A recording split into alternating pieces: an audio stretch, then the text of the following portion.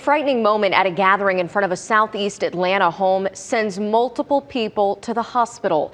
Thank you for joining us. I'm Carly Barnett. And I'm Tori Cooper. We begin tonight with that shooting on Redford Drive between the Lakewood and Constitution neighborhoods.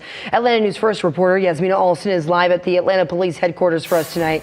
Yasmina, what can you tell us? Yeah, well, Tori, I can tell you that we do know 6 people were shot at a home in that neighborhood. And Atlanta police telling us 5 of those victims are in stable condition and 1 person is in critical. Crime scene tape was up for hours in the Southeast Atlanta neighborhood Sunday. Police say 6 people were shot outside of a home on Redford Street. 5 men and 1 woman were struck while sitting outside. From what we understand after speaking with some of the victims, they said that they were hanging out in front of the front yard.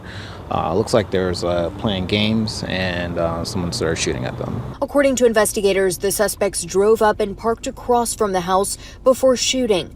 Police told Atlanta News First all of the victims are adults, but no suspects have been identified as of Sunday evening, though investigators say they're working on leads. It appears so. They were there at this location and they chose that specific house and a specific group of people, so I'd say they were targeted.